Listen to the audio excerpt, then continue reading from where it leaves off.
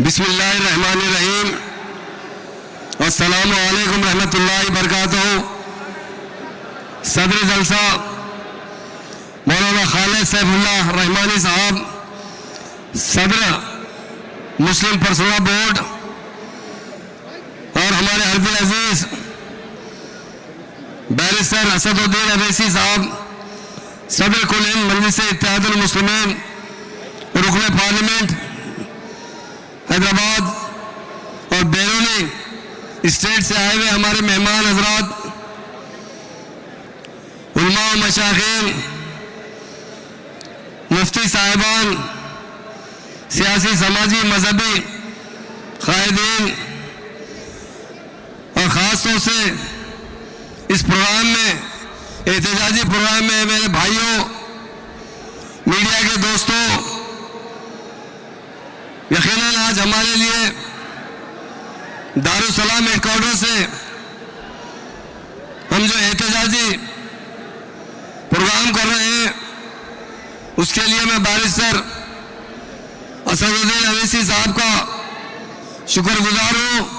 ये आवाज़ दारुसलाम से पार्लियामेंट तक पहुँचेगी और जो कानून नाफिज किया गया है वो बोर्ड पर,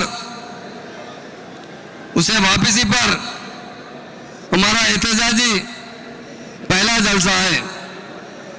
आप सब जानते हैं वक्त तरमीमी कानून के नाम पर मुसलमानों को निशाना बनाने और औकाफी अर्जियात, मसाजिद, दरगाहों और ईदगाह को छीनने की नापाक साजिश की जा रही है। यही वजह है कि आज उम्मत मुस्लिमा वक्त तरमीमी कानून के खिलाफ एहतजाज कर रहे हैं।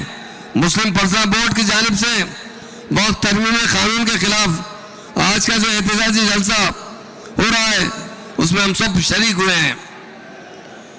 मोहतरम सामीन, ये वक्त तरमीमी कानून दर हकीकत सिर्फ कानून दस्तावेज नहीं है, बल्कि हमारे दीनी, तहजीबी, तालीमी, आईनी वजूद पर हमला है। वक्फ का तस्वुर इस्लाम में सदक़े जारिया की आला तरीन शक्ल है। हमारे इस्लाम ने ये जायदादें अपनी नस्लों की फलाह के लिए वक्फ किए हैं ताकि तालीम, रोजगार, दीनी इदारे, यतीम खाने, अस्पताल इसी वक्त से चल सके। मगर बड़ा अफसोस की बात है, सेंट्रल गवर्नमेंट की जानिब से वक्फ बोर्ड पर एक तरमीमी बिल लाकर हमारे वक्फ बोर्ड के जायदादों को तबाह करने की कोशिश की जा रही है।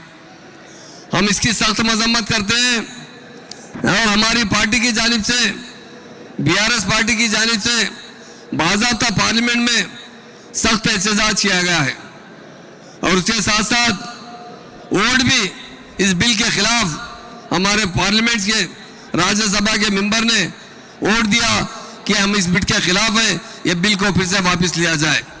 मेरे भाइयों बहनों, मैं बताना चाहता हूँ वक्फ बोर्ड इदारे को हम मुस्तहकम करना चाहिए, ना कि हमारे इख्तियारात हुकूमत वाले लेना चाहिए।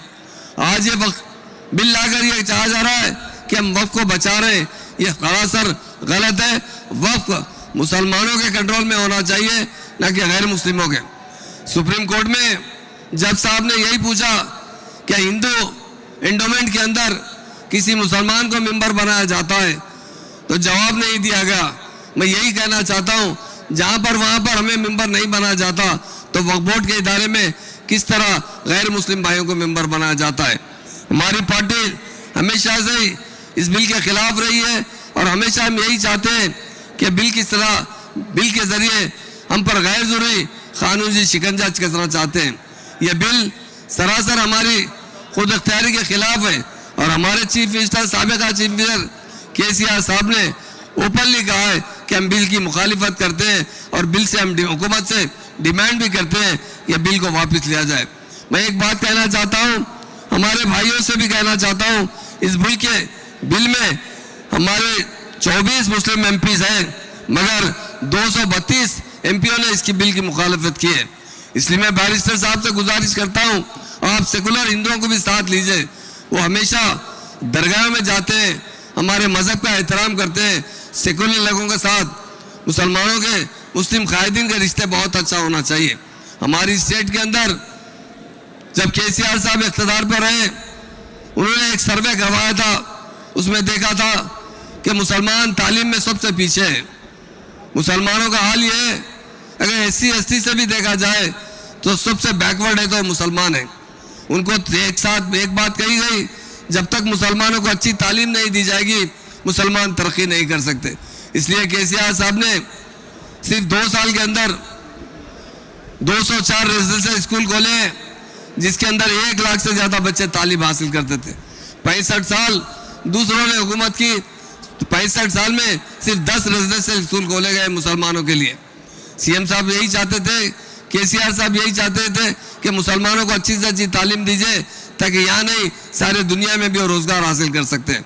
इसलिए मेरी असद भाई से भी गुजारिश है कि आपका बहुत अच्छे ताल्लुकात है सारे लोगों से, उन्हें एक जगह जमा कीजिए, सेकुलर हिंदुओं को साथ लीजिए, क्योंकि हम सिर्फ एहतजाज करते रहेंगे तो यकीनन हमें कई मुश्किलात पेश आ सकते हैं। इसलिए हमारा फर्ज बनता है कि हमारे जो हिंदुस्तान में जो सेकुलर लीडर्स हैं उन्हें हम साथ लेकर इस एहतजाज में ज़रूर, इस सिलसिले में जहाँ जहाँ पर हम एहतजाज करेंगे, हम तमाम भाइयों को एक जगह लेकर एहतजाज में हिस्सा लेंगे तो बेहतर रहेगा। तेलंगाना बनने के बाद केसीआर साहब ने जिस तरह 9.5 साल रूल किया, तेलंगाना में गंगा जमुना तहजीब को फरोग दिया, तेलंगाना से कम्युनल राइट्स का खात्मा किया और तेलंगाना की तरक्की के लिए उन्होंने बहुत काम किया है। 9.5 साल में एक भी दंगा फिसाद नहीं हुआ। ये तेलंगाना की गंगा जमुना तहजीब है। उन्हीं लोगों को हम साथ लेकर हम एहतजाज करेंगे तो डेफिनेट इस एहतजाज में हम जरूर कामयाब होंगे। हमारी पार्टी की तरफ से हम 2-4 डिमांड रखना चाहते हैं। इसे हम चाहते हैं वक्त तरमीमी कानून को फिलगफूर वापस लिया जाए, वह बोर्ड की आईनी और अदालती इख्तियार के साथ एक मुकम्मल खुद मुख्तार इदारा वक्फ बोर्ड को बनाया जाए, ना कि गवर्नमेंट को या कलेक्टर को या सेंट्रल गवर्नमेंट के कंट्रोल में जाए। हमारी यही हुकूमत से मुतालिबा है सेंट्रल गवर्नमेंट से, औकाफी जायदाद को सिर्फ मुसलमानों के नज़्म व नस्म में रहने दिया जाए। कौम की तालीमी, माशी, अखलाकी तरक्की के लिए वक्त आर्जियात का सही इस्तेमाल किया जाए और जो वक्त जायदादों पर गैर मजाज कब्जे हो गए, इन जायदादों को वापस हासिल करने के लिए कानून साजी की जाए और वक्फ बोर्ड को जुडिशियल पावर दिया जाए। ये BRS पार्टी का डिमांड है।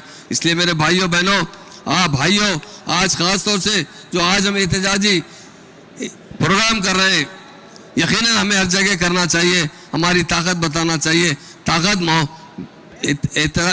इख्तिदार से नहीं, इत्तेहाद से बन सकती है। आज दारुसलाम में हज़ारों की तादाद में लोग मौजूद हैं, उन तमाम का मैं शुक्रिया अदा करता हूँ।